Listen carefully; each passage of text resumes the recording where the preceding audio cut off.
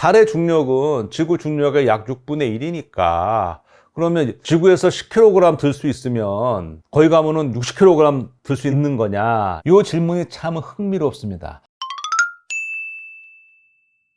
안녕하세요, 김용빈입니다. 횟수냐 무게냐 이것이 문제로다. 갑자기 무슨 말이냐고요? 이거 제가 운동해보겠다고 헬스센터에 가서 할 때 좀 가벼운 걸로 많이 들 거냐? 무거운 걸로 조금 들 거냐? 머릿속으로 갈등하거든요. 보통 이 전문 트레이너들은 이렇게 말하죠. 덤벨 무게 따위 신경 쓰지 말고 꾸준히 반복해서 스쿼트 하라고. 여기에 대해서 또 플랭크, 런지, 이 스쿼트 같은 이렇게 체중을 이용한 맨손 운동도 게을리하지 말라고 그러는데 전 솔직히 제일 어려운 게 이 플랭크, 런지, 이런 거 제일 힘들어요. 그리고 또 하나 고백하자면 운동하다 보면 옆에서 막 잘 들고 무거운 거 드는 사람 보면 괜히 욕심이 좀 나기도 하고요. 앞선 사람이 쓰고 간 자리에 가서 무게를 보고 내리기는 솔직히 싫지 않으세요? 그런 경험이 있는데 저의 이러한 과욕을 씻어주는 아주 희망적인 제가 논문을 만나서 오늘 그 논문을 소개하려고 합니다. 2023년 7월에 영국 스포츠의학 저널에 이 근육 운동에 관한 궁금증을 풀어주는 연구 결과가 발표됐어요. 결론부터 말하자면요, 이 연구진이요 실제 연구 데이터들을 종합 분석한 결과 근력을 키우는 데는요 무거운 중량을 드는 게 더 효과적이지만 근육량을 키우는 데는요 여러 번 반복하는 게 더 효과적이고 중량은 상대적으로 덜 중요하답니다.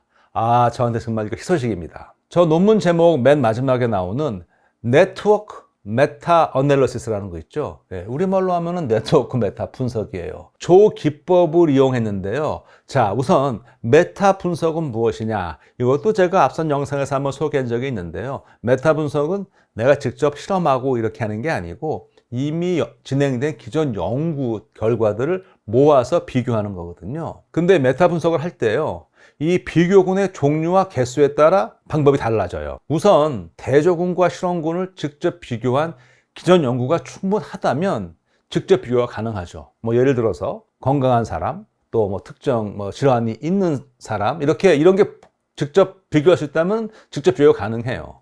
그런데 그렇지 않고 여러 개의 실험군을 동시에 비교하는 경우는 이를 보통 네트워크 메타 분석이라고 부릅니다. 제가 소개하려는 이 연구에서는 16,880편에 달하는 기존 연구 결과를 스크리닝해서요 최종적으로 192편의 논문을 선별했어요. 그래서 앞서 말씀드린 그런 결론도 도출을 했고요. 어떤 제안을 하느냐? 첫 번째로요, 일반인들이 이 근력 운동에 대한 이 부담감, 장벽을 줄이기 위한 제안을 아주 했습니다. 아주 희망적인 제안이에요. 어떤 거냐? 제가 오늘 이야기를 시작하면서 얘기했던 저의 모습 있잖아요. 뭔가 하려고 그러면 그냥 대단한 거 하고 막 머릿속에 계획은 다 세워가지고 나도 저렇게 이렇게 되고 그런 거 하지 말고 우선 당신이 할 수 있는 만큼 일단 해라. 이런 제안을 한 거예요. 그런데 세계보건기구 WHO도요, 어떤 운동이라도 안 하는 것보다는 하는 게 낫다고 그랬어요. 영어로 하면 doing some activity is better than none. 이 연구진도 똑같은 권고를 하고 있거든요. 보통 사람들은 너무 운동 강도나 이런 거에 신경 쓰지 말고 제일 중요한 거는 규칙적으로 꾸준히 근력 운동을 하라고 그랬어요. 저 그래서 아주 희망을 가졌습니다. 그러다가요, 오라. 그렇다면 우리 같은 맥락으로 지식의 근력 운동도 한번 해볼까요? 자, 지금부터 말씀드리는 거는 고등학교 생명과학 교과서에 나온 얘기입니다. 우리 그냥 부담 없이 한번 가보시자고요. 우리가 흔히 근육량이라고 표현하는 거는 골격, 뼈에 붙어있는 골격 근육에 해당합니다. 체중의 약 40%를 차지하는 근육은요, 뼈를 보호하고 체형을 유지하고 운동 기능을 수행하죠. 우리 몸에는 크게 세 가지 근육이 있어요. 방금 말씀드린 골격근이 있고요. 그리고 심장 박동을 일으키는 심장근, 소화관을 둘러싸고 있는 내장근이 있습니다. 또 이렇게 나눌 수도 있어요. 이 골격근은 우리 뜻대로 움직일 수 있잖아요. 그러니까 이런 거는 수의근, 우리말로 맘대로근. 하지만 심장근이나 내장근은 우리 맘대로 뜻대로 움직일 수가 없죠. 이런 거는 불수의근, 우리말로 제대로근이라고 합니다. 또 모양을 보고도 근육을 분류할 수 있어요. 근육에 가로무늬가 있으면 가로무늬근, 가로무늬가 없으면 민무늬근. 어때요? 쉽죠? 자, 그러면 우리가 이 운동으로 키울 수 있는 이 골격근의 구조를 한번 봐보겠습니다. 골격근은요, 근육섬유 다발로 되어 있어요. 근육섬유 다발은 또 여러 개의 근육세포, 즉 근육섬유로 이루어져 있습니다. 하나의 근육섬유는 여러 가닥의 근육원섬유로 이루어져 있고요. 근육원섬유에는 가는 액틴 필라멘트와 그보다 굵은 마이오신 필라멘트가 있습니다. 우리 이 골격근이 수축할 때는요, 액틴 필라멘트와 마이오신 필라멘트의 길이는 변하지 않아요. 그럼 어떻게 수축하냐? 바로 액틴 필라멘트가 마이오신 필라멘트 사이로 미끄러져 들어가는 거예요. 그러면서 근육이 수축을 하는 거죠. 이렇게 골격근이 수축하는 원리를 우리가 활주설이라고 하는데요. 물론 이때 당연히 에너지, ATP가 필요하죠. 자, 그럼 근육 이완은 어떻게 일어나느냐? 이 근육은 스스로 길이가 늘어나 움직이지는 않아요. 그렇게는 안 하고요. 길한 근육이 수축해야 이완될 수 있습니다. 예를 들어서요, 이 이두박근, 우리말로는 위팔 두 갈래근이라고 합니다. 이 이두박근은 삼두박근, 위팔 세 갈래근이 수축해야만 이완될 수가 있어요. 만약에 이 길한 근육이 모두 수축한다면 이거는 어떤 거냐면 힘 딱 주고 운동을 안 하고 힘만 딱 들어가 있는 그런 상태가 되는 것이죠. 운동을 너무 심하게 해서 근육이 심하게 늘어나면요, 굵은 섬유가 가는 섬유 사이에서 빠져나갈 수 있어요. 이를 방지하기 위해서 우리 몸에는 타이틴이라는 단백질이 있거든요. 그래서 이거를 딱 잡아줍니다. 그런데 이게 또 너무 심하게 늘어나면 이마저도 깨져서 더 이상 근육은 기능을 하지 못하고 심한 통증을 느끼게 되는 것이죠. 근육 손상이 오는 거죠. 타이틴은요, 우리 몸에서 가장 큰 단백질이에요. 그 이름도 그 그리스 신 티탄에서 왔거든요. 이 단백질이요, 크기만 큰 게 아니고요, 티탄은 일반적으로 쓰는 말이고요, 원래 전문 용어는요 굉장히 길어요. 세계에서 가장 긴 영어 단어로 기네스북에 올라 있어요. 자그마치 몇 자로 되어 있느냐? 18만 9,819자로 되어 있습니다. 저 시작하는 거는 뭐 메사이오닐, 쓰레오닐 이렇게 시작해서 쫙 가서 아이솔루신으로 끝나죠.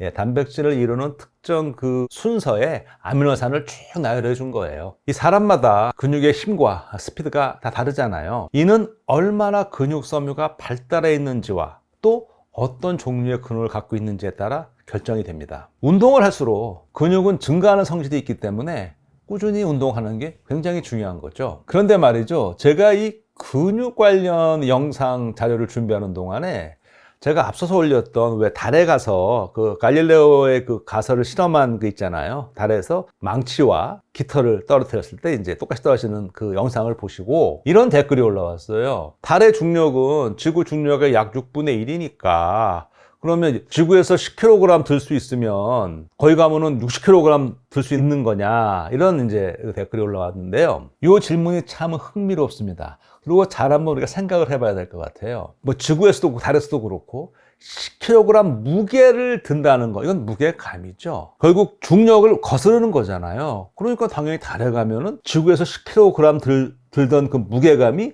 달에 가면은 60kg짜리를 들 때 그 같은 느낌을 받겠죠. 근데요, 이게 그러면 내가 달에서 60kg짜리 무게를 든 거냐? 사실 그거는 아니죠. 60kg짜리인데 10kg을 느낀 거잖아요. 중요한 점은 무게와 질량의 차이죠. 질량은 물체가 지닌 물질의 양이잖아요. 그러니까 이건 위치에 관계없이 달이든 지구든 변하지 않죠. 근데 무게는 물체에 작용하는 중력의 힘이니까 달과 지구에 따라 달라지겠죠. 그러니까 이 달에서 물체의 무게가 6분의 1로 줄어든다고 해도 우리의 근력은 그대로잖아요. 근력이 6배로 증가한 건 아니니까 질량이 같은 물체를 들 때 느끼는 무게감은 줄어들겠죠. 그렇다고 해서 이게 우리가 달에 가서 더 많은 질량을 들 수 있다는 건 아니죠. 인간이 들 수 있는 최대 질량은요, 근력, 근육의 단면적, 근육의 효율성 등 여러 요인에 의해서 결정되거든요. 그런데 이런 요인들은 중력의 크기와는 직접적인 관련이 없습니다. 다시 이제 우리 운동 얘기로 돌아와서요, 이 나이가 들면 어쩔 수 없이 근육량이 줄어듭니다.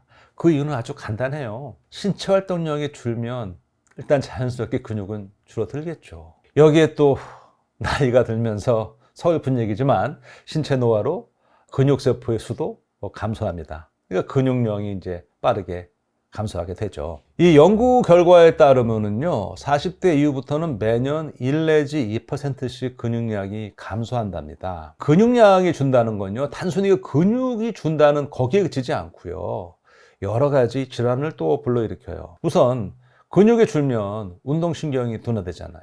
그리고 뼈를 단단히 받쳐주지 못해서 골절 위험도 커져요. 또 관절 유연성도 감소해서 관절염 위험률도 높아지는 거죠. 근육이 줄어들면 근육에서 뭘 씁니까? 에너지원으로 포당을 쓰잖아요. 근데 이게 줄어들면 먹는 양이 만약 별로 안 줄었으면 많이 남잖아요.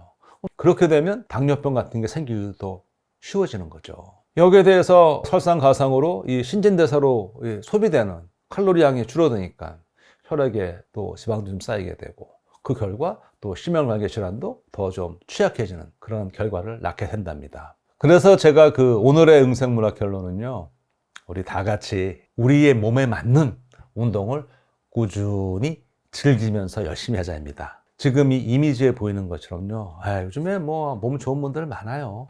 우리 그런 거에 너무 신경 쓰지 말고, 그들이 드는 무게에 너무 신경 쓰지 말고, 저는 제 수준에 맞는 무게보다는 횟수에 신경을 쓰면서, 더욱 중요한 거 꾸준히 규칙적으로 한번 열심히 해보겠습니다. 오늘의 응생물학이었습니다.